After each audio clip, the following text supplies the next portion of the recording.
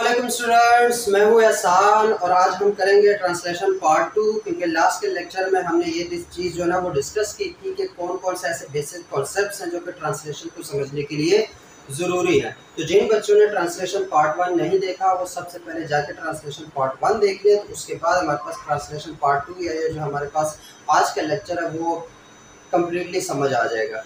ठीक है, तो आज हमारे पास ट्रांसलेशन हम एक्चुअली बिगिन करते हैं। क्या हम ट्रांसलेशन को स्टार्ट करेंगे?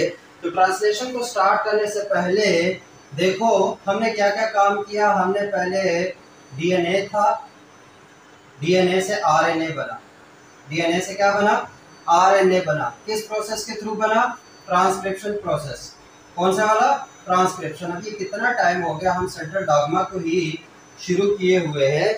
पहले हमने डीएनए से ट्रांसक्रिप्शन करा के ट्रांसक्रिप्ट निकाला था आरएनए की फॉर्म में, फिर उसको मॉडिफाई किया था पोस्ट ट्रांसलेशनल ट्रांसक्रिप्शनल मॉडिफिकेशंस में।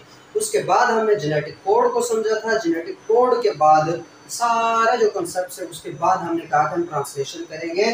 तो आरएनए के बाद अब इस आरएनए से क्या बनना है? प्रोटीन। क्या बनेगी हमारे पास? प्रोटीन। किस प्रोसेस के थ्रू बनेगी? ट्रांसलेशन के प्रोसेस के थ्रू। कौन से वाला? ट्रांसलेशन। अब ट्रांसलेशन में लास्ट वाले लेक्चर को अगर हम थोड़ा सा समराइज करें तो उसमें हमने क्या बात की थी कि ट्रांसलेशन के लिए सबसे पहले हमें तीनों जो राइबोसोम्स की टाइप्स हैं, जैसे हमारे पास ट्रांसफर आरएनए, मैसेंजर आरएनए, फिर जेनेटिक कोड और उसके साथ साथ क्या था? Ribosomal RNA. इनके बारे में कंप्लीटली डिस्कस किया था कि इनका क्या क्या मतलब कॉन्सेप्ट इसके जो बेस थे। तो उसके बाद हमने वोबल हाइपोथेसिस को डिस्कस किया, structure of transfer RNA, codon, anti codon, wobble position, वो सारी चीज़ें जो है वो हमने ट्रांसलेशन पार्ट 1 में डिस्कस कर ली थी। तो आज हम ट्रांसलेशन स्टार्ट करेंगे और प्रॉपर एक प्रोटीन बनाएंगे। अभी तक हमने प्रोटीन नहीं बनाई, जैसे हमने ट्रांसक्रिप्शन के आखिरी लेक्चर में प्रॉपर आरएनए बना लिया था। अब हम इंशाल्लाह ट्रांसलेशन के इस लेक्चर में प्रॉपर प्रोटीन बनाएंगे according to the sequence in RNA. तो उसी के मुताबिक तो चलो शुरू करते हैं। सबसे पहले हमारे पास क्या है? ट्रांसलेशन के प्रोसेस में सबसे पहले हमने एक ट्रांसफर आरएनए को चार्ज करना है। क्या करना है? ट्रांसफर आरएनए को चार्ज करना है। तो पहला स्टेप जो हमारे पास होगा, देखो ये कंटिन्यूस प्रोसेस है, याद रखना। ट्रांसलेशन हो गया, ट्रांसक्रिप्शन हो गया, डीएनए रेप्लिकेशन हो गई, ये सारे कंटिन्यूस प्रोसेस है। कंटिन्यूस का मतलब कि जितने भी स्टेप्स है ये एक ही साथ हो रहे होते हैं। ये नहीं कि पहले ये होगा फिर ये होगा फिर ये होगा फिर ये होगा, नहीं, ये सारे स्टेप्स जो है वो एक ही साथ हो रहे हैं। सिर्फ समझने की खातिर इसको हम डिवाइड करते हैं मुख्तलिफ स्टेप्स में। नहीं तो ये कंटिन्यूस प्रोसेस है कि ये जो काम है ये हर वक्त हो रहा होता है और एक ही साथ हो रहा होता है। ठीक हो गया? तो सबसे पहले हमें जिस चीज को समझना है वो है हमारे पास क्या चीज है? हमारे पास वो है हमारे पास चार्जिंग ऑफ ट्रांसफर आरएनए।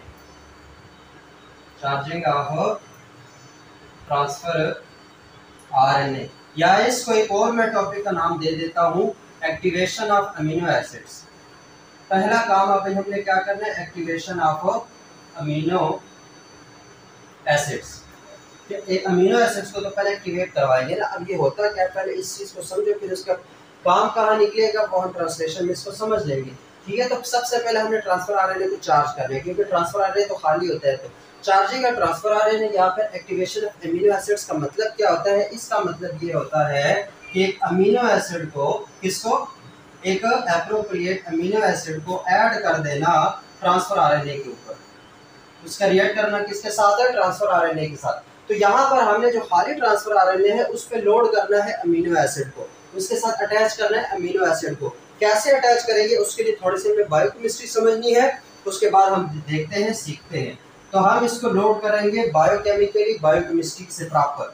तो सबसे पहले हम एक अमीनो एसिड कंसीडर कर लेते हैं। क्या कंसीडर कर लेते हैं? एक अमीनो एसिड कंसीडर कर लेते हैं। अब अमीनो एसिड का देखो जनरल स्ट्रक्चर सबको पता है, इवन फर्स्ट ईयर के बायोलॉजी में ये चीज कंप्लीटली डिस्कस कर चुके हैं। तो तकरीबन हमारे पास सबको यहाँ पे पता है कि अमीनो एसिड का जनरल स्ट्रक्चर क्या है। क्या है हमारे पास?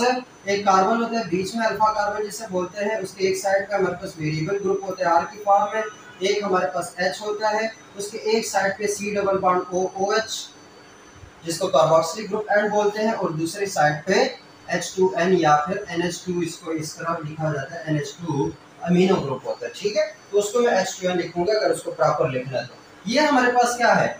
ये है हमारे पास एक जनरल अमीनो एसिड। कोई भी अमीनो एसिड हो सकता है, लेकिन बिल फर्ज में जानता हूँ तो बिलफर्ज मैं ये बोलता हूँ कि यहाँ पे आर की जगह अगर मैं सिर्फ एच लिख लेता हूँ तो वो सिंपलेस्ट अमीनो एसिड बन जाता है, कौन सा, ग्लाइसिन। तो यहाँ पे हम अमीनो एसिड को नहीं डिस्कस करेंगे, उसकी प्रॉपर्टीज बाद में है। यहाँ पे हमने एक जो जनरल अमीनो एसिड को कंसीडर कर लिया, ये वाला। अब ये जिसका जो हमारे पास अमीनो ग्रुप वाला एंड होता है इसको बोलते हैं एन टर्मिनस। इसको क्या बोलते हैं, एन टर्मिनस। और ये जो हमारे पास कार्बोक्सिलिक ग्रुप वाला एंड होता है इसको हम बोलते हैं सी टर्मिनस। इसको क्या बोलते हैं, सी टर्मिनस। एक बात याद रखना, ठीक है, मतलब ये हमारे पास कोई अमीनो एसिड है, उसका एक एंड होगा एन टर्मिनस, दूसरा एंड होगा उसका सी टर्मिनस, ऐसा ही हो गया। तो ये हमारे पास एक जनरल अमीनो एसिड है, इसको हम रिएक्ट करवाएंगे एटीपी के साथ। किसके साथ, एटीपी के साथ। तो इसको मैं साइड पे यहाँ पे कंसीडर कर लेता हूँ क्योंकि हमारे पास बहुत छोटा है। सो यहाँ पे ये सी है, इसके साथ ये आर, ये एच, ये सी, डबल बॉन्ड ओ एच, और यहाँ पे H2O। ये क्या है, एक अमीनो एसिड है। अब इस अमीनो एसिड को हम एटीपी के साथ रिएक्ट करवाएंगे। एटीपी को अगर मैं बना लूँ तो एटीपी कैसे, अगर इसका जनरल स्ट्रक्चर मैं बताता हूँ तो एक राइबोस शुगर है, ठीक है, ये क्या है, राइबोस शुगर। मैं प्रॉपर स्ट्रक्चर नहीं बता रहा, ये पहला कार्बन है, ये दूसरा कार्बन है, ये तीसरा है, ये चौथा है और ये पांचवा होगा, ठीक है, राइबोस शुगर का। मेन चीज यहाँ पे क्या है कि हमारे पास जो कार्बन नंबर 3 है वहाँ पे हाइड्रोक्सिल ग्रुप है, कार्बन नंबर 1 पे हमारे पास एडेनिन बेस है, क्या है, एडेनिन बेस है। और जो कार्बन नंबर 5 है यहाँ पे जो CH2 है, यहाँ पे जो कार्बन है उसके साथ 3 फास्फेट के ग्रुप अटैच हुए होते हैं। कितने, 3 फास्फेट के ग्रुप अटैच हुए होते हैं। मैं इसको यहाँ पे बना रहा हूँ, ये फिर तीसरा फास्फेट भी आ गया। ये क्या है, हमारे पास सिंपल एक एटीपी का स्ट्रक्चर है। ये क्या है, सिंपल एक एटीपी का स्ट्रक्चर है जिसमें एक राइबोस शुगर है, एडेनिन बेस है और साथ में 3 फास्फेट अटैच हुए हैं। किसके साथ, इस कार्बन नंबर 5 के कार्बन के साथ। तो उसके साथ ये 3 फास्फेट हमने अटैच कर लिया। ये हमारे पास सिंपल एटीपी है, एडेनोसिन ट्राइफॉस्फेट। तो यहाँ पे 3 फास्फेट है, ये बात भी समझ आ गई। इन दोनों का रिएक्शन होगा अमीनो एसिड प्लस एटीपी, लेकिन किसी एंजाइम की मौजूदगी में। वो एंजाइम कौन सा है, वो एंजाइम हमारे पास मैं कहता हूँ अमीनोसाइल। कौन सा एंजाइम है, अमीनोसाइल ट्रांसफर आरएनए सिंथेटेज। कौन सा वाला एंजाइम यहाँ पे यूज होगा एक्टिवेशन ऑफ अमीनो एसिड्स में, कौन सा वाला, अमीनोसाइल ट्रांसफर आरएनए सिंथेटेज। अब देखो इसके काम जो है बेसिकली 2 है। एक तो ये अमीनोसाइल बनाएगा, उसके बाद ट्रांसफर आरएनए के साथ उसकी रिएक्शन कराएगा। तो यहाँ पे ऐसे समझो कि हम अमीनोसाइल बना रहे हैं। कैसे बना रहे हैं, ये एक अमीनो एसिड है और ये एटीपी है। अब ये एटीपी ये एंजाइम क्या करेगा, ये एंजाइम हमारे पास, ये हमारे पे नजर आ रहा है, ये जो कार्बोक्सिलिक ग्रुप का हाइड्रोजन है, कौन सा वाला, ये वाला जो हाइड्रोजन है, ये, ठीक है, ये वाला हाइड्रोजन। और यहाँ पे अगर देखो तो ये बॉन्ड नजर आ रहा होगा, ठीक है। ये हाइड्रोजन उठता है, इस ऑक्सीजन के साथ रिएक्ट करता है, जिसकी वजह से ये बॉन्ड ब्रेक हो जाता है इस एंजाइम की वजह से। और ये जो O और H के दरमियान बॉन्ड है वो भी ब्रेक हो जाता है, वो भी क्या हो जाता है, ब्रेक हो जाता है। तो जब ये बॉन्ड भी ब्रेक हो रहा है, ये ब्रेक भी हो रहा है, तो यहाँ पे कितने फास्फेट रिलीज हो रहे हैं, इधर देखो, एक फास्फेट ये है, एक फास्फेट ये है, 2 फास्फेट यहाँ से रिलीज हो गए। तो एटीपी के जो 2 फास्फेट है वो in the form of pyrophosphate जो है, इसको डबल PI है, इसको पायरोफॉस्फेट बोलते हैं। तो उसकी फॉर्म में 2 फास्फेट रिलीज हो गए। कितने रिलीज हो गए, 2। पीछे कितने रह गए, 1 फास्फेट रह गया। तो यहाँ से अगर मैं 2 फास्फेट रिलीज करवाता हूँ, कहाँ से, यहाँ से मैंने ये 2 फास्फेट रिलीज कर दिए। अब इसको मैं मिटा रहा हूँ, यहाँ से हाइड्रोजन भी रिलीज हो गया और वहां से फास्फेट भी रिलीज हो गया। तो अब ये देखो इस फास्फेट का और इस ऑक्सीजन का बॉन्ड टूटा था, तो ये दोनों आपस में बॉन्ड बना लेंगे। क्या बना लेंगे, आपस में बॉन्ड बनाएंगे। तो आपस में बॉन्ड बनाने की वजह से ये एक स्ट्रक्चर बन जाएगा, जिस स्ट्रक्चर में क्या है, अगर इसको मैं यहाँ पे सही से लिख लेता हूँ, ये बॉन्ड थोड़ा छोटा करके लिख लेता हूँ, तो ये यहाँ पे देखो, ये फास्फेट था, इसने इस ऑक्सीजन के साथ बॉन्ड बनाया, उस ऑक्सीजन ने आगे C डबल बॉन्ड O, ये पूरा स्ट्रक्चर है। फिर ये C, फिर ये R, उसके बाद ये H और यहाँ पे H2N, ऐसा ही है। इसको मैं मिटा रहा हूँ और ये जो अमीनो एसिड है वो जुड़ गया उस दूसरे स्ट्रक्चर के साथ, जो एटीपी अपने साथ लाया था उस स्ट्रक्चर के साथ जुड़ा है। और अगर गौर से देखें तो ये जो एटीपी है इसमें एक ही फास्फेट है, मतलब बाकी एटीपी है लेकिन इसमें 3 फास्फेट की जगह 1 फास्फेट है। तो इसको मैं क्या बोलूंगा, एडिनोसिन मोनोफॉस्फेट, क्योंकि एक फॉस्फेट है तो एडिनोसिन मोनोफॉस्फेट, या इन शॉर्ट इसको बोला जाएगा AMP। क्या बोला जाएगा, AMP, एडिनोसिन मोनोफॉस्फेट। वो आगे किसके साथ जुड़ा हुआ है, एक अमीनोसाइड के साथ जुड़ा हुआ है। ये क्या है, अमीनोसाइड। तो यहाँ पे कौन सा ग्रुप होगा, अमीनोसाइड AMP। ये कॉम्प्लेक्स बन गया। कौन सा कॉम्प्लेक्स बन गया, अमीनोसाइड AMP कॉम्प्लेक्स। समझ आ गई। क्या हमारे पास राइबोज था, मतलब एटीपी थी, एटीपी ने 2 फास्फेट रिलीज किए in the presence of aminoacyl transfer RNA synthetase. उस एंजाइम की वजह से 2 फास्फेट रिलीज हो गए और ये जो अमीनोसाइड ग्रुप है, ये पूरे का पूरा जो ग्रुप है वो अटैच हो गया AMP के साथ। ये क्या था, AMP, उसके साथ ये अटैच हुआ तो एक कॉम्प्लेक्स बन गया जिसको हम बोलेंगे अमीनोसाइड AMP कॉम्प्लेक्स। ये समझ आ गई। अब क्या होगा, एक काम तो हो गया, कॉम्प्लेक्स बन गया, अमीनोसाइड का कॉम्प्लेक्स बन गया। अब उसके बाद यही एंजाइम ढूंढेगा इसके मुताबिक ट्रांसफर आरएनए। इसी के मुताबिक क्या ढूंढेगा, ट्रांसफर आरएनए। मतलब यहाँ पे ये डिटेक्ट करेगा ना कि कौन सा अमीनोसाइड है। फिर फर्स्ट मैं कहता हूँ कि ये मैथियोनिन है, ये क्या है, मैथियोनिन है, ये मैथियोनिन ऐड हुआ पड़ा है। तो क्या करेगा, ये जो एंजाइम है वो मैथियोनिन के अकॉर्डिंग वाला क्या ढूंढेगा, ट्रांसफर आरएनए। अब जिन्होंने ट्रांसलेशन पार्ट 1 देखा है तो उनको पता है कि वो कौन सा वाला ट्रांसफर आरएनए ढूंढ के लाएगा, UAC वाला। कौन सा वाला, UAC। क्यों, क्योंकि AUG हमारे पास क्या स्टार्ट कोडॉन है फॉर मैथियोनिन, तो इसी का जो एंटी कोडॉन होगा वो क्या होगा, UAC। मतलब ऐसा ट्रांसफर आरएनए जिसका एंटी कोडॉन क्या हो, UAC हो, जिसका एंटी कोडॉन क्या हो, UAC हो। तो ये एंजाइम उस UAC को ढूंढ के लाएगा, उस ट्रांसफर आरएनए को ढूंढ के लाएगा। बिल फर्ज मैं कहता हूं कि वो ट्रांसफर आरएनए उसको मिला। अब ये ट्रांसफर, ये अमीनो एसिड और ये ट्रांसफर आरएनए होया किधर, सेल के अंदर, साइटोसोल में तो पड़े, कोई दूर तो नहीं है। तो यहाँ से उसको एक ट्रांसफर आरएनए मिला जिसका एंटी कोडॉन है अकॉर्डिंग टू दैट अमीनोसाइड। कौन सा अमीनो एसिड है उसी के मुताबिक उसने क्या लिया, ट्रांसफर आरएनए लिया जिसका एंटी कोडॉन है हमारे पास। अगर मैं मैथियोनिन की बात कर रहा हूँ तो यहाँ पे बिल फर्ज मैं कहता हूँ कि UAC जो है एंटी कोडॉन है। तो अब इस ट्रांसफर आरएनए का ये वाला पोर्शन क्या होगा, 5 प्राइम होगा। ये क्या होगा, 5 प्राइम, जिसमें एक G है। जबकि इसका जो 3 प्राइम है उस पे कौन सा सीक्वेंस होगा, CCA। ऐसा ही है, कोई भी स्ट्रक्चर और ट्रांसफर आरएनए में इस चीज को हमने डिस्कस किया था। तो ये जो CCA है और ये ट्रांसफर आरएनए है। अब ये जो अमीनोसाइड ट्रांसफर आरएनए सिंथेटेज है वो इस ट्रांसफर आरएनए को कहां से पकड़ेगा, ये जो D लूप है, कौन सा वाला लूप है, हमने उस वक्त भी बात की थी कि ये जो D लूप है इसको रिकॉग्नाइज करता है अमीनोसाइड ट्रांसफर आरएनए सिंथेटेज। तो वो एंजाइम इसको यहाँ से पकड़ के लाएगा अपने पास, यहाँ पे आके उसको बिठा देगा। बिठाने के बाद क्या करेगा, 3 प्राइम का मतलब क्या है, यहाँ पे कौन सा ग्रुप फ्री है, OH। ये वाले जो हमारे पास राइबोज है, क्योंकि ये सारे न्यूक्लियोटाइड्स हैं, तो उसके ये जो 3 प्राइम का मतलब क्या होगा कि ये जो 3rd कार्बन को OH है ये फ्री है इस एंड पे। तो इस एंड पे हमारे पास OH अवेलेबल है। अब दोबारा से ये अमीनोसाइड ट्रांसफर आरएनए सिंथेटेज क्या करेगा, ये हमारे पास वही काम करेगा। मतलब कॉम्प्लेक्स काम हो रहा है, इसमें से बता रहा हूँ, काम होगा यहाँ पे कॉम्प्लेक्स। लेकिन होगा क्या, होगा हमारे पास ये कि ये जो H है, कौन सा वाला, ये वाला, ये H फिर जाके यहाँ पे करेगा मस्ती, यहाँ पे क्या करेगा, मस्ती, और यहाँ से भी टूट जाएगा और ये वाला बॉन्ड भी तोड़ देगा। क्या कर देगा, ये H जो है वो यहाँ आके ये वाला बॉन्ड, इस कार्बन और इस फास्फेट के दरमियान जो बॉन्ड है इसको तोड़ देगा।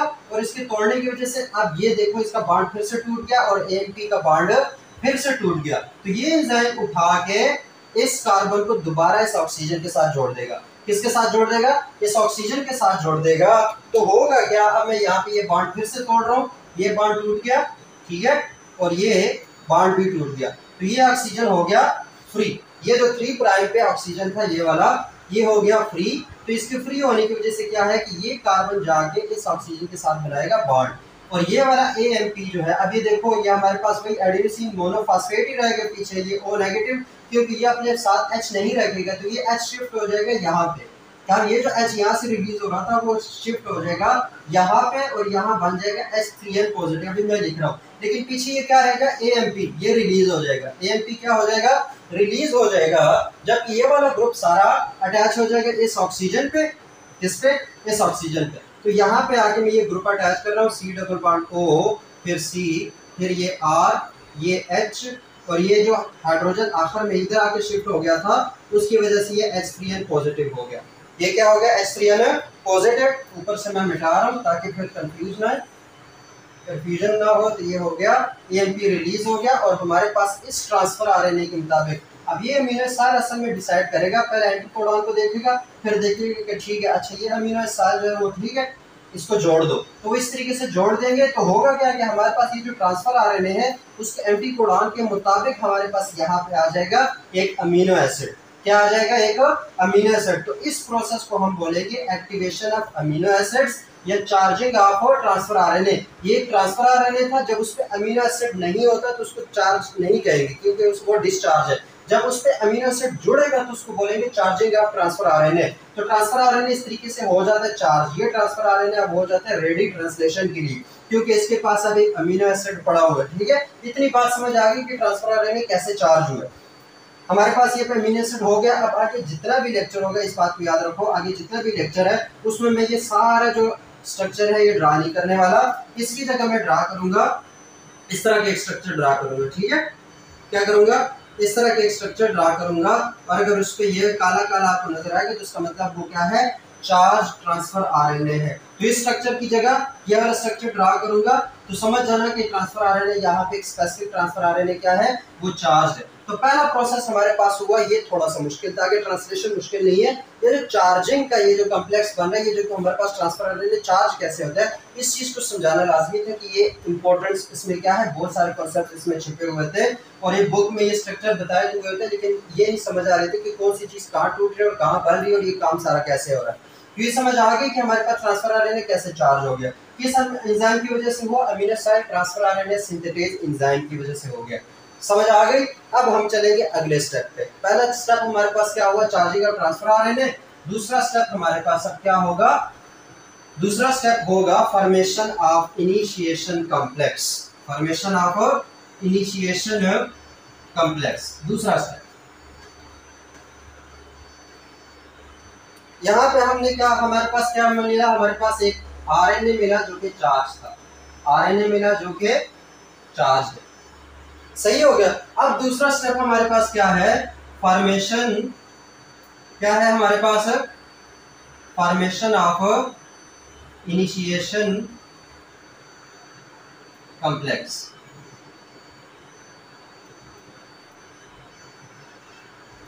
अच्छा, तो अब फॉर्मेशन ऑफ इनिशिएशन कॉम्प्लेक्स में हो गया क्या? इस चीज को समझो। Formation of initiation complex actually में ट्रांसलेशन की बिगिनिंग है। यहीं से एक्चुअली जो ट्रांसलेशन है वो स्टार्ट होती है। कैसे स्टार्ट होती है? देखो, सबसे पहले हमारे पास हमने ट्रांसक्रिप्शन में मैसेंजर RNA निकाला था। क्या निकाला था?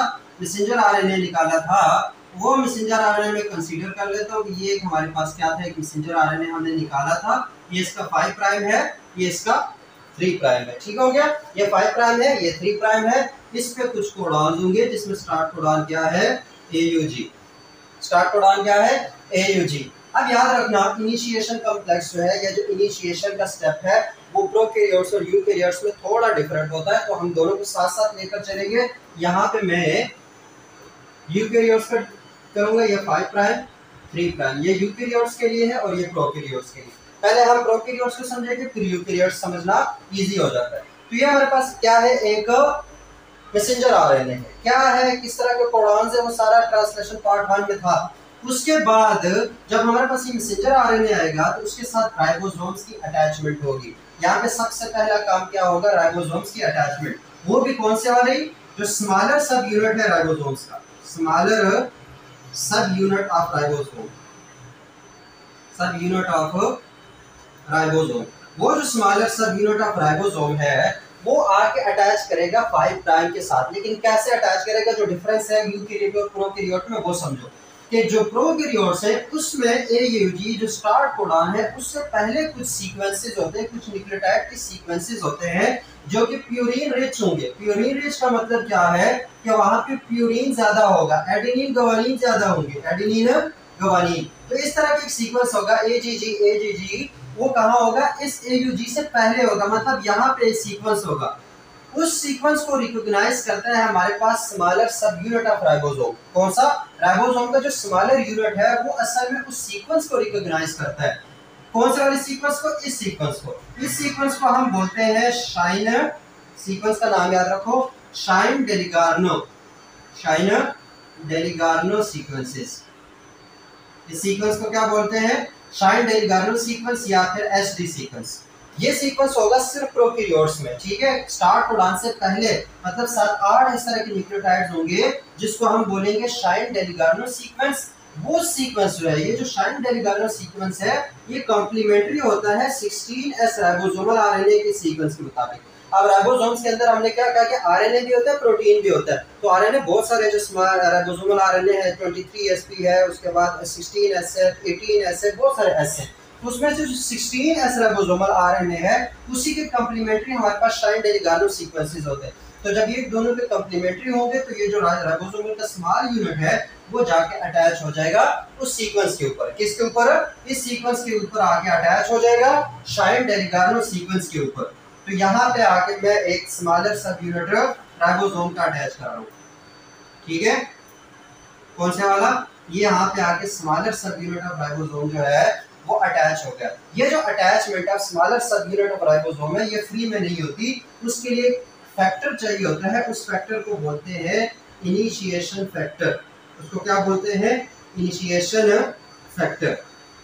अब ये जो फैक्टर है, ये जो प्रोटीन्स है, इन प्रोटीन्स की मदद से जो स्मॉलर सब यूनिट है वो अटैच हो जाता है डेलिगार्नो सीक्वेंसेस पे 5 प्राइम पे होगी, ठीक है। किस पे होगी? 5 प्राइम की जगह पे। यहाँ पे ये अटैच हो गया। उसके बाद क्या होगा? उसके बाद वो ट्रांसफर आरएनए आपको नजर आ रहा है, वो जो हमने एक्टिवेट किया था, कौन से वाला? ये वाला। वो ट्रांसफर आरएनए आके, ये कोड है ना, ये कोडॉन है, ये क्या है? कोडॉन। यहाँ पे क्या होगा? Anti codon. बिलफर्ज में ये कहता हूँ AUG है, तो याद रखना यूकैरियोट्स के केस में पहला जो हमारे पास होगा अमीनो एसिड वो मेथियोनिन है। वो क्या है?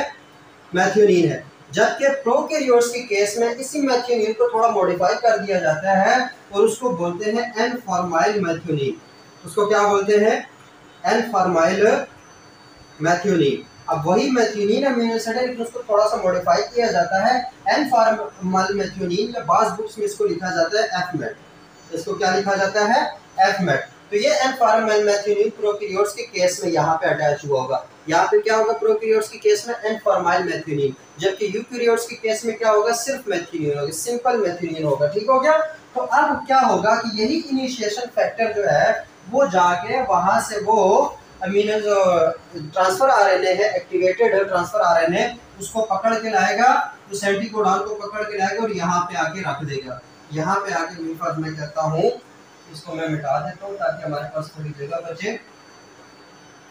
तो यहाँ पे आके अगर ये AUAG होगा तो ये UAC हो जाएगा और ये हमारे पास वही वाला ट्रांसफर आरएनए था जिसपे लगा हुआ है एफमेट। जिसपे क्या लगा हुआ है? एफमेट लगा हुआ है, ठीक हो गया। किसके केस में बात कर रहे हैं? प्रोकैरियोट्स के केस में बात कर रहे हैं। तो यहाँ पे ये एफमेट लगा हुआ है और इसको कौन लाया? इसको लाया हमारे पास ये वाला इनिशिएशन फैक्टर गया, इसने वहां से मतलब साइटोप्लाज्म से वो एक्टिवेटेड जो ऊपर ट्रांसफर आरएनए था उसको उठा के लाया और स्टार्ट कोडॉन के ऊपर आके रख दिया। तो अब ये काम फ्री में तो ये नहीं करेगा, याद रखना। ये काम इसको ये फ्री में कैरिंग का काम नहीं करेगा। इस एंजाइम के पीछे भी एनर्जी की एक दुम लगी होती है जीटीपी के फॉर्म में। तो इसके पीछे एनर्जी होती है, वो जीटीपी के साथ लगी होती है। जब वो क्या करता है, ये जो हमारे पास इनिशिएशन फैक्टर है वो उठा के एक्टिवेशन क्या बोल रहा हूँ, जो ट्रांसफर आरएनए एक्टिवेटेड है उसको उठा के लाएगा, एंटीकोडॉन और कोडॉन को मिलाएगा। तो उसके लिए उसको चाहिए होती है एनर्जी। वो एनर्जी कौन देता है? वो जीटीपी देता है। जीटीपी खुद टूटता है in the form of GDP plus inorganic phosphate, और जो एनर्जी उसको रिलीज होती है वो एनर्जी आके मिलती है इस प्रोसेस में यूज हो जाती है। तो ये काम भी हो गया, इसके लिए भी यही इनिशिएशन फैक्टर आगे काम करता है, ठीक हो गया। दो काम इसके लिए इनिशिएशन फैक्टर ने कर दिए।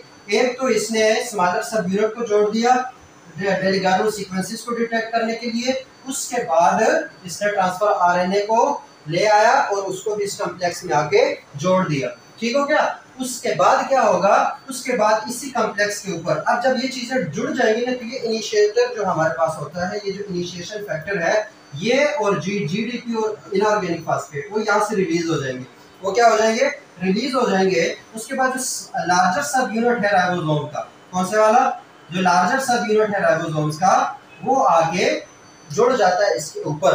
और जब वो जुड़ेगा तो इस पूरे कॉम्प्लेक्स को बोलेंगे इनिशिएशन कॉम्प्लेक्स। इस पूरे कॉम्प्लेक्स को क्या बोलेंगे?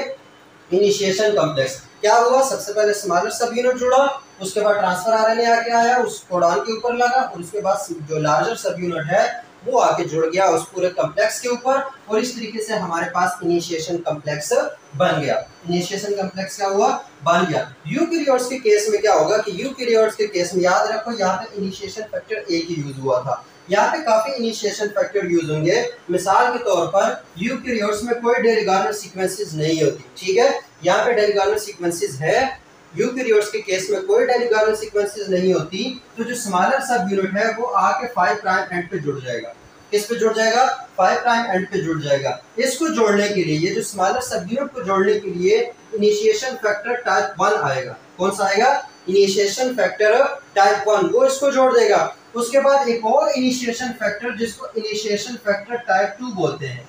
क्या बोलेंगे, इनिशिएशन फैक्टर टाइप 2, वो इनिशिएशन फैक्टर टाइप 2 उसको उठा के लाएगा मेथियोनिन वाला जो ट्रांसफर आरएनए है, और उसको एयूजी के ऊपर जोड़ लगा देगा इस फॉर्म में। क्या लगा देगा, इस फॉर्म में लगा देगा। फिर यहाँ पे जो पहला अमीनो एसिड है वो मेथियोनिन है। प्रोकैरियोट्स के केस में वो क्या था, एन फॉर्माइल मेथियोनिन। यहाँ पे सिंपल मेथियोनिन है पहला हमारे पास जो अमीनो एसिड, उसने जोड़ दिया। उसके बाद लार्जर सब यूनिट आएगा वो भी इसके ऊपर जुड़ जाएगा एक इनिशिएशन फैक्टर के थ्रू, और इस तरीके से हमारे पास वहां पे भी इनिशिएशन कॉम्प्लेक्स बन जाता है। अब इनिशिएशन कॉम्प्लेक्स के बारे में एक चीज याद रखो, जब इनिशिएशन कॉम्प्लेक्स इस तरीके से बनता है ना कि जो हमारे पास मैसेंजर आरएनए होता है उसका सिर्फ एक कोडॉन, कौन सा, सिर्फ एक कोडॉन एक टाइम में एक ट्रांसफर आरएनए के लिए एक्सपोज होता है। मतलब इस कॉम्प्लेक्स में एट अ टाइम सिर्फ एक ही कोडॉन एक्सपोज हो रहा होगा। कितने, जैसा यहाँ पे ये फॉर्मेशन हो गया ना कॉम्प्लेक्स की, तो यहाँ पर भी सिर्फ और सिर्फ हमारे पास एयूजी का जो कोडॉन है, जो पहला कोडॉन है वही एक्सपोज होगा। बाकी सारे कोडॉन अभी उस तरफ है, बाकी सारे कोडॉन अभी length of the messenger RNA पे पड़े हुए, लेकिन एक टाइम में सिर्फ एक कोडॉन एक्सपोज हुआ है। इस इनिशिएशन कॉम्प्लेक्स के बाद हमारे पास स्टार्ट होती है इलॉन्गेशन। इलॉन्गेशन क्या है कि हमारे पास ये मुख्तलिफ क्या चीजें, मुख्तलिफ हमारे पास जो अमीनो एसिड्स है वो इलॉन्गेट करेंगे। वो क्या करेंगे, इलॉन्गेट करेंगे। जैसे आप एक धागे में तस्बीह के दाने डालते जाओ तो 1 बाय 1 अगर डालते जाओ तो आहिस्ता आहिस्ता वो तस्बीह की जो रस्सी है, वो हमारे पास जो धागा है वो इलॉन्गेट होता जाएगा, उसमें बीड्स पड़ते चले जाएंगे। तो इस तरीके से हमने 1 बाय 1 अमीनो एसिड्स को आपस में जोड़ना है, उस प्रोसेस को बोलते हैं इलॉन्गेशन। उसको क्या बोलते हैं, इलॉन्गेशन। तो इलॉन्गेशन से समझने से पहले देखो, जब ये इनिशिएशन कॉम्प्लेक्स बनते हैं ना और पहला स्टेप होता है, तो यहाँ पे 3 तरह की साइड्स हमें दिखेंगी।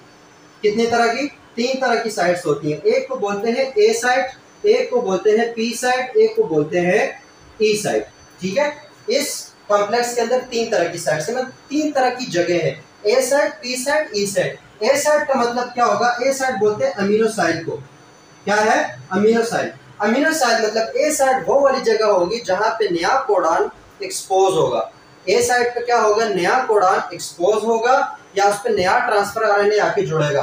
पी साइड क्या होगा, पी साइड हमारे पास पेप्टिडाइल साइड होती है। कौन सी साइड होती है, पेप्टिडाइल साइड। ये वो वाली साइड है जब जहां पे सबसे पहला अमीनो एसिड या फिर पूरा एक चेन ऑफ अमीनो एसिड पड़ा होगा, उसको बोलेंगे पेप्टिडाइल साइड। अभी समझ नहीं आ रही कि इनॉग्रेशन करेंगे तो ये सारी चीजें समझ आ जाएगी। ई साइड क्या है, एग्जिट साइड। एग्जिट साइड पे वो वाला कोडॉन होगा जिसका ट्रांसफर आरएनए यूज हो चुका है, जिसका ट्रांसफर आरएनए यूज हो चुका है, और वो जो हमारे पास नॉन एक्टिवेटेड ट्रांसफर आरएनए है वो ई साइड से एग्जिट करेगा, इस पूरे कॉम्प्लेक्स से बाहर निकलेगा। कैसे निकलेगा वो भी हम इलॉन्गेशन में अभी देख रहे हैं। तो अभी हमें ये पता होना चाहिए कि 3 तरह के हमारे पास इस कॉम्प्लेक्स के अंदर साइड्स होंगी, एक ए साइड, एक हमारे पास पी साइड और एक हमारे पास ई साइड। ए साइड अमीनो साइड है, इसको अराइवल साइड से याद रखो कि यहाँ पे नया ट्रांसफर आरएनए आएगा। पी साइड पे सिंथेसिस होगी, प्रोटीन प्रॉपर बनेगी, और ई साइड पे जो ट्रांसफर आरएनए अपना अमीनो एसिड डोनेट करेगा वो एग्जिट करेगा। ठीक हो गया, ये 3 तरह की साइड्स है। अभी हम चलते हैं कहाँ पे, अभी हम चलेंगे इलॉन्गेशन की तरफ। ये भी हो गया हमारे पास कि कॉम्प्लेक्स कैसे बना। कॉम्प्लेक्स में हमारे पास इनिशिएशन जो कॉम्प्लेक्स होते हैं, इनिशिएटर में इसको इन शॉर्ट बोलता हूँ, वो याद रखो। फिर प्रोकैरियोट्स और यूकैरियोट्स में थोड़े से जो डिफरेंसेस हैं उनको साथ याद रखो। तो ये हमारे पास सबसे पहला काम हुआ, कॉम्प्लेक्स बन गया। ठीक है, क्या हुआ, हमारे पास एक कॉम्प्लेक्स बन चुका है। अब इस कॉम्प्लेक्स के साथ क्या होगा, इस कॉम्प्लेक्स को मैं मिटा रहा हूँ, इसको थोड़ा और फॉर्म में लिखेंगे। तीसरा हमारे पास जो काम है वो है, तीसरा स्टेप क्या होगा, तीसरा स्टेप होगा हमारे पास पेप्टाइड इलॉन्गेशन, मतलब जो पेप्टाइड हम बना रहे हैं, जो प्रोटीन बना रहे हैं, वो बनेगी कैसे। अब इस चीज को देखो, ये काफी इंपॉर्टेंट है, इसकी समझ आ गई तो उसके बाद ट्रांसलेशन, अब वन बाय वन सारे कॉन्सेप्ट जुड़ना शुरू हो जाएंगे। अब मैं इसको पूरा जो हमारे पास बुक्स में लिखा होता है वो चीजें मैं नहीं बना रहा, मैं सिर्फ सिंपल सिंपल इसको समझाऊंगा, वहां से देखोगे तो जो साथ साथ समझ भी आ जाएगी। ये हमारे पास क्या है, 5 प्राइम है मैसेंजर आरएनए के, ये हमारे पास क्या है 3 प्राइम है, ये क्या है 3 प्राइम है। यहाँ पे लार्जर सब यूनिट भी जुड़ा हुआ है, स्मॉलर सब यूनिट भी जुड़ा हुआ है, और यहाँ पे पहला हमारे पास था जो क्या चीज, पी साइड पे हमारे पास पहला ट्रांसफर आरएनए प्रेजेंट है इन द फॉर्म ऑफ मैथ्यूनिन वाला पड़ा, ठीक है। इसको मैं यहाँ पे लिख लेता हूँ कि ये हमारे पास पहला है मैथ्यूनिन, वो पड़ा हुआ है, वो क्या हुआ है, पड़ा हुआ है। अब उसके बाद देखो इस कोडॉन के साथ ये जो पहला हमारे पास बिलफर्ज, ये मैं यहाँ पे मैसेंजर आरएनए अलग से बना रहा हूँ, 5 to 3 पहला है हमारे पास AUG, क्या है AUG। अगला मैं कहता हूँ अगला कोडॉन है हमारे पास AUU, क्या होगा AUU। तो AUG जो है जो स्टार्ट कोडॉन है वो तो P साइड के ऊपर पड़ा हुआ है, अगला कोडॉन एक्सपोज कहाँ पे होगा, A साइड पे, मतलब ये P साइड पे, तो अगला कोडॉन होगा A साइड पे। तो यहाँ पे एक नया ट्रांसफर आरएनए आएगा, यहाँ पे क्या आएगा, एक नया ट्रांसफर आरएनए आएगा। वो ट्रांसफर आरएनए क्या होगा, ये AUU है तो उसके अगेंस्ट क्या है हमारे पास U, और इसके अगेंस्ट क्या होगा, A के अगेंस्ट ये है, और U के अगेंस्ट क्या होगा, U के अगेंस्ट क्या होगा A, और उसके अगेंस्ट A। या फिर इसको अगर सही से करना है तो वोबल हाइपोथेसिस की वजह से UAI भी लिख सकते हो, और ये किसको कोड कर रहा था, AUU आइसोल्यूसिन को कोड कर रहा था, किसको कोड कर रहा था, आइसोल्यूसिन को। तो बिल्कुल जो A साइड है वहां पे एक्सपोज हुआ पड़ा है आइसोल्यूसिन वाला ट्रांसफर आरएनए, कौन सा एक्सपोज हुआ पड़ा है, आइसोल्यूसिन वाला ट्रांसफर आरएनए। मतलब यहाँ पे एक और A साइड है जहाँ पे आइसोल्यूसिन वाला ट्रांसफर आरएनए पड़ा हुआ है, और उसके ऊपर आइसोल्यूसिन भी है। यहाँ पे क्या थी, यहाँ पे हमारे पास था मैथिनीन, क्या था मैथिनीन। उसी के अगले साइड पे, मतलब जो A साइड है उस पे क्या पड़ा हुआ है, उस पे आइसोल्यूसिन पड़ा हुआ है। आइसोल्यूसिन कैसे पड़ा हुआ है, क्योंकि AUU अगला कोडान है और इसके एंटी कोडान आइसोल्यूसिन वाला आएगा। अब इस आइसोल्यूसिन वाला जो ट्रांसफर आरएनए है इसको कौन लाएगा, इसको साइटोप्लाज्म से खींच के यहाँ तक कौन लाएगा, इस A साइड तक कौन लाएगा, उसके लिए फैक्टर यूज होता है जिसको बोलते हैं इलॉन्गेशन फैक्टर, जिसको क्या बोलते हैं, elongation factor type 1। Elongation factor type 1 क्या करेगा, वो जो A साइड पर कोडॉन फ्री है, अब ये अगला साइड क्या होगा, जो हमारे पास पहला, अगर यहाँ से स्टार्ट लेते हैं तो पहला AUG है वो B साइड पे, उसी के अगला जो कोडॉन होगा वो हमारे पास क्या होगा, A साइड वाला होगा। उस कोडॉन के मुताबिक ट्रांसफर आरएनए आएगा, उसको कौन लाएगा, इलॉन्गेशन फैक्टर टाइप 1, वो इस ट्रांसफर आरएनए को लाएगा। वही सेम फिनोमिना है, GTP उसके पीछे लगी होगी, फिर वो GDP और इनऑर्गेनिक फास्फेट के फॉर्म में वो रिलीज हो जाएगी, और उस एनर्जी की मदद से ये जो ट्रांसफर आरएनए है वो यहाँ पे आके जुड़ जाएगा। तब ये जुड़ेगा तो अब इसके ऊपर यहाँ पे क्या है, लार्जर सब यूनिट है, क्या है, लार्जर सब यूनिट। इस लार्जर सब यूनिट ऑफ राइबोसोम के अंदर एक एंजाइम होता है जिसको बोलते हैं पेप्टिडाइल ट्रांसफरेज, जिसको क्या बोलते हैं, पेप्टिडाइल ट्रांसफरेज। अब नाम से पता चल रहा है कि यहाँ पे पेप्टाइड्स की ट्रांसफर होगी, कैसे होगी, ये जो पेप्टिडाइल ट्रांसफरेज है, मैंने क्या बताया था कि ये जो अमीनो एसिड है वो कैसे जुड़ा है, सी टर्मिनस इसका किसके साथ जुड़ा हुआ है, किसके साथ जुड़ा हुआ है, सी टर्मिनस ट्रांसफर आरएनए के साथ, जबकि एन टर्मिनस ऊपर होगा। तो यहाँ पे एन टर्मिनस है, यहाँ पे क्या है एन टर्मिनस, और नीचे क्या होगा, सी टर्मिनस होगा। तो अब ये पेप्टिडाइल ट्रांसफर आरएनए क्या करता है कि जो पी साइड पे जो भी हमारे पास अमीनो एसिड है उसका वो किसके साथ जुड़ा हुआ है, ट्रांसफर आरएनए के साथ जुड़ा हुआ है ना। तो ये पेप्टिडाइल ट्रांसफरेज आके पी साइड पे, याद रखना किस साइड पे, ये वाला पी साइड है और ये ए साइड है, तो पी साइड पे आके सी टर्मिनस पे उस अमीनो एसिड को काट देगा, क्या कर देगा, काट देगा।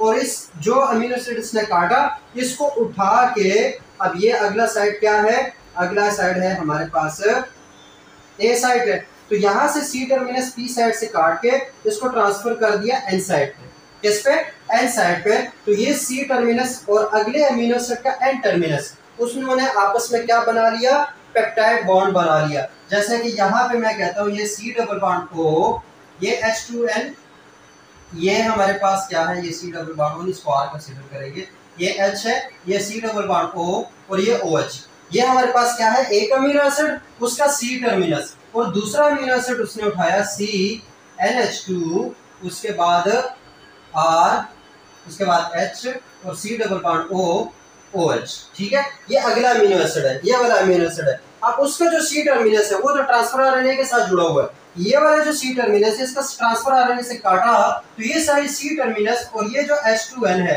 इनके दरमियान क्या बनेगा, अब बॉन्ड बन जाएगा, कौन से वाला, पेप्टाइड बॉन्ड। तो इस तरीके से हमारे पास ये पहला अमीनो एसिड उठा के उसने जोड़ दिया किसके, ए साइड पे जो अमीनो एसिड पड़ा है उसके ऊपर आगे लगा दिया इसको।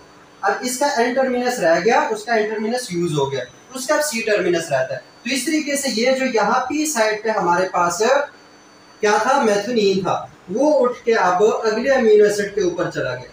किस पे चला गया, अगले अमीनो एसिड के ऊपर चला गया। सही हो गया। तो अब यहाँ पे क्या, पहला मेथियोनीन था, ये उठ के अब अगला अमीनो एसिड क्या था, AUU था, तो अगला होगा आइसोल्यूसिन। आगे क्या होगा, आइसोल्यूसिन, ये इसके साथ आगे जुड़ गया। जब ये काम होगा तो अब जरा सोचो, ये वाली जगह क्या, अब यहाँ पे ट्रांसफर आरएनए है लेकिन उस पर कोई भी क्या नहीं है, कोई भी हमारे पास अमीनो एसिड नहीं है। तो ये साइट क्या बन गई, हमारे पास एग्जिट साइट बन गई। ये क्या साइट बन गई, क्योंकि अब इस पे कोई ट्रांसफर आरएनए नहीं है, तो ये एग्जिट साइट हो गई। उसके बाद ये जो साइट है जहाँ पे नया, अभी तक तो ये ए साइट था, लेकिन जब इसकी एडिशन हो गई, अमीनो एसिड इसके ऊपर आके जुड़ गया, तो अब ये साइट होगी पी साइट। ये क्या होगी, पी साइट। और उसकी अगली साइट हमारे पास, अब जो अगला फ्री कोडॉन होगा वो हमारे पास बनने वाला है ए साइट। लेकिन ये काम कैसे होगा, इस काम के लिए हमें ये जो पूरा कॉम्प्लेक्स है, ये पूरा कॉम्प्लेक्स था ना इसके ऊपर, ये पहला कोडॉन, दूसरा, तीसरा, तो पहले इस कॉम्प्लेक्स को थोड़ा सा आगे मूव करना पड़ेगा।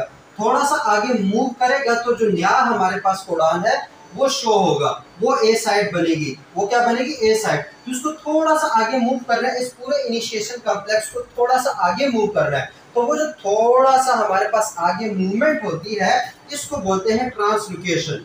इसको क्या बोलते हैं, ट्रांसलोकेशन। ट्रांसलोकेशन हो गई। ट्रांसलोकेशन का मतलब क्या है कि जो इनिशिएशन कॉम्प्लेक्स का एक कोडॉन आगे मूव करना, और किस डायरेक्शन में, 5 to 3, मतलब 5 से 3 डायरेक्शन में ये मूव करेगा। थोड़ा सा जब आगे मूव करेगा तो उसकी वजह से क्या होगा कि यहाँ पे एक नया कोडॉन जो है वो शो होगा, तो वो एक नई साइट बन जाएगी ए साइट। ये वाली साइट दोबारा से होगी पी साइट, क्योंकि यहीं पे सिंथेसिस होगी सारी। यहाँ पे देखो पहले एक तक था, एक हमारे पास अमीनो एसिड था, 2 अमीनो एसिड्स हो गए, जबकि ये वाली जो साइट है अब ये बन गई एग्जिट साइट। ये ट्रांसफर आरएनए एग्जिट कर देगा, किसी से, उस कॉम्प्लेक्स से निकल जाएगा।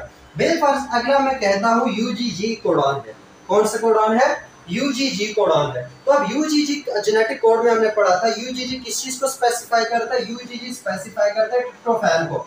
किसको स्पेसिफाई करता है, ट्रिप्टोफैन को। तो यहाँ पे वही एक्टिवेशन वाला काम, मैंने कहा सारा काम एक साथ की ओर होता है। तो वो जो एक्टिवेशन और ट्रांसफर आरएनए है उसमें एक्टिवेटेड ट्रांसफर आरएनए किसका उठाया जाएगा, ट्रिप्टोफैन का उठाएगा। वो ट्रांसफर आरएनए आके यहाँ पे जुड़ जाएगा, वही सेम इलॉन्गेशन फैक्टर टाइप 1 आएगा और इसको यहाँ पे जोड़ देगा। और ये जो मैं अभी क्या मैं बात बता रहा था, यहाँ पे एक दूसरे इलॉन्गेशन फैक्टर टाइप 2 जो है वो यूज होगा ट्रांसलोकेशन में। ये जो मूवमेंट में हेल्प कर रहा है उसके लिए इलॉन्गेशन फैक्टर टाइप 2 यूज होता है। इलॉन्गेशन फैक्टर टाइप 2 जो है वो ट्रांसलोकेशन में यूज होता है। Elongation factor type 1 transfer RNA लाता है ए साइड पे, जबकि इलॉन्गेशन फैक्टर टाइप 2 जो है वो ट्रांसलोकेशन में हेल्प आउट करता है। जबकि पेप्टिडाइड ट्रांसफरेज जो है वो पेप्टाइड्स के चेन को काट के अगले के ऊपर लगाएगा। कैसे लगाएगा, सेम वही फिनोमिना है। यहाँ पे पेप्टिडाइड ट्रांसफरेज आएगा, वो यहाँ से इसको काट देगा, उस पूरी चेन को उठा के इस पे जोड़ देगा अगले वाली पे। ठीक है, तो अब ये पहले मेथियोनीन है, दूसरा आइसोल्यूसिन है, तीसरा क्या हो गया, ट्रिप्टोफैन हो गया। तीसरा क्या हो गया, ट्रिप्टोफैन। तो यहाँ से ये पूरी चेन अगले पे चली गई, तो अब ये वाला फ्री हो गया। अब थोड़ी सी लोकेशन आगे जाएगी, ट्रांसलोकेशन होगी, तो ये एग्जिट साइड बन जाएगी, ये दोबारा से पी साइड, और यहाँ पे नया एक कोडॉन क्या होगा, अपीयर हो जाएगा। उसको मैं कहता हूँ कि वो हमारे पास क्या है, AUC है। क्या है, AUC। तो अब AUC अगला, अब ए साइड पे क्या है, AUC नया कोडॉन है। अब AUC जेनेटिक कोड में किसको रिप्रेजेंट करता है, वो भी रिप्रेजेंट करता है आइसोल्यूसिन को। वो भी किसको रिप्रेजेंट करता है, आइसोल्यूसिन को। तो यहाँ पे कौन सा एंटीकोडॉन आएगा, मैं बिलफर्स कहता हूँ कि यू, और उसके बाद यू का आगे क्या होगा ए, और सी का आगे क्या होगा जी, लेकिन टेक्निकली वोबल हाइपोथेसिस की वजह से ये यू ए आई आएगा। तो इसकी वजह से अब इसके ऊपर भी क्या है, वही आइसोल्यूसिन पड़ा हुआ है, इसके ऊपर भी क्या है, आइसोल्यूसिन पड़ा है। फिर वही पेप्टिडाइल ट्रांसफरेज आएगा, वो यहाँ से काटेगा और इसको यहाँ पे जोड़ देगा, ठीक है। तो इस तरीके से ये हमारे पास, हम कहाँ पे बना रहे थे, यहाँ पे पहला हमारे पास मेथिलीन हो गया, दूसरा आइसोल्यूसिन हो गया, तीसरा ट्रिप्टोफैन हो गया, चौथा हमारे पास फिर आएगा आइसोल्यूसिन। और इस तरीके से जिस तरीके का कोडॉन होगा उसी तरीके से हमारे पास उसी रिलेशन में, उसी कोरिलेशन में अमीनो एसिड्स आके जुड़ते चले जाएंगे, और इनके बीच जो बॉन्ड बन रहा है वो कौन सा बन रहा है, पेप्टाइड बॉन्ड बन रहा है। कौन सा बॉन्ड बन रहा है, पेप्टाइड बॉन्ड बन रहा है। तो ये इलॉन्गेशन का जो प्रोसेस है, ये इलॉन्गेशन का प्रोसेस है। इलॉन्गेशन के प्रोसेस में देखो 3 स्टेप्स बेसिकली हो रहे हैं। पहले स्टेप में क्या होता है कि ए साइट पे एक्टिवेटेड ट्रांसफर आरएनए लाया जाता है। किसके थ्रू लाया जाता है, इलॉन्गेशन फैक्टर टाइप 1 के थ्रू लाया जाता है। वो आके ए साइट पे नमूदार हो जाता है। जब ए साइट पे वो आता है उसके बाद ट्रांसफर आरएनए कौन सा, पेप्टिडाइल ट्रांसफरेज एंजाइम जो है वो उठता है, वो पी साइट पे जो हमारे पास चाहे पूरी चेन हो चाहे वो एक अमीनो एसिड हो, उसको सी टर्मिनस से काट देता है, और उसको जो नया हमारे पास ट्रांसफर आरएनए आता है उसके अमीनो एसिड पे जाके उसको जोड़ देता है। वो जुड़ गया, उसके बाद एग्जिट साइड से जो खाली ट्रांसफर आरएनए है वो निकल जाएगा, वो दोबारा से एक्टिवेशन के लिए जाएगा, चार्जिंग के लिए जाएगा। और जो एलिंगेशन फैक्टर टाइप 2 है, तीसरे स्टेप में क्या होगा कि जो एलिंगेशन फैक्टर टाइप 2 है वो थोड़ा सा इस कॉम्प्लेक्स को आगे मूव करेगा 5 to 3 डायरेक्शन में, ताकि नया हमारे पास जो कोडॉन है वो एक्सपोज हो। तो ये इलॉन्गेशन फैक्टर जो है, और हमारे पास पेप्टिडाइल ट्रांसफरेज, इसकी मदद से बार बार इलॉन्गेशन साइकिल, ये चेन रिएक्शन हो रहा होता है। ये कब तक होगा, तब तक होगा जब तक आप आखिर में आके हमारे पास स्टॉप कोडॉन आ जाए। आखिर में आके स्टॉप कोडॉन आ जाए। स्टॉप कोडॉन कौन कौन से थे, you go away, you are away और यू आर गोन, ठीक है। ये 3 स्टॉप कोडॉन थे ना, यूजीए, यूएए और यूएजी। जब इनमें से कोई स्टॉप कोडॉन ए साइड पे शो होता है, बिल्कुल अगला हमारे पास इसके आगे जो कोडॉन आया वो कोडॉन था यूजीए। वो क्या था, यूजीए। अब यूजीए जो है वो हमारे पास क्या है, स्टॉप कोडॉन है। स्टॉप कोडॉन है तो ये किसी भी अमीनो एसिड को क्या नहीं कर रहा, कोड नहीं कर रहा। जब ये किसी अमीनो एसिड को कोड नहीं कर रहा होगा तो क्या होगा, ये तो बिल्कुल हमारे पास अमीनो एसिड बन रहा था। अब मैं कहता हूँ कि बार बार इलॉन्गेशन हुई और ये पेप्टाइड जो है वो बढ़ते मतलब ये यहाँ से बन गया, ये जिस तरह के कोडॉन थे उसी तरीके से अमीनो एसिड जुड़े। मैं बिल्कुल कहता हूँ ये आर्जिनिन आया, अगले में वेलिन आया, अगले में ग्लूटामीन आया, अगले में फिर लाइसिन आया, इस तरीके से अब ये बनते चले जा रहे हैं। ये क्या अमीनो एसिड्स जिसके पेप्टाइड बन रहा है, प्रोटीन बनती जा रही है। प्रोटीन क्या है, सीक्वेंस ऑफ अमीनो एसिड्स ही है। तो ये अमीनो एसिड्स एक सीक्वेंस में लगते जा रहे हैं।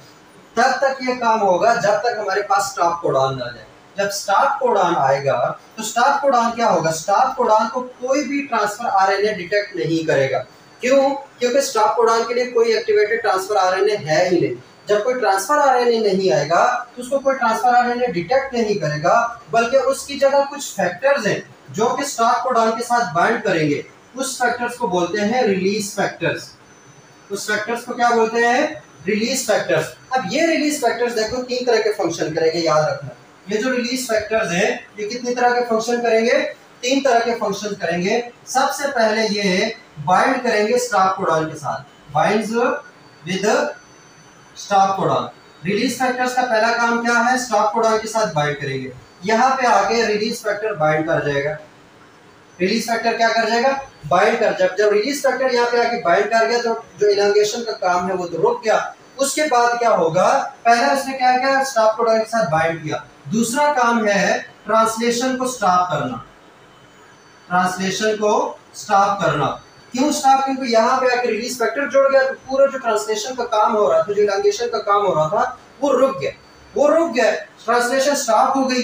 तीसरा काम है कि इसके पास एंजाइम होता है, उस एंजाइम की मदद से ये क्या करता है कि यहाँ पे देखो, यहाँ पे ये पूरी जो है ये पेप्टाइड के एक चेन है, वो यहाँ पे आके इस आखिरी वाले ट्रांसफर आरएनए के साथ जुड़ी थी जो पी साइड के ऊपर था। इस रिलीज फैक्टर ने क्या किया, एंजाइम की मदद से उस पेप्टाइड का जो चेन है उसको काट दिया। तो release peptide chain, release peptide chain. तो यहाँ से इस चेन को ये काट देगा तो ये पेप्टाइड चेन रिलीज हो जाएगी। जो स्मॉलर सब यूनिट है वो भी निकल जाएगा, लार्जर सब यूनिट है वो भी निकल जाएगा, मैसेंजर आरएनए है वो भी निकल जाएगा। तो वो सब कुछ जो है ना वो तितर बितर हो जाएगा ड्यू टू रिलीज फैक्टर।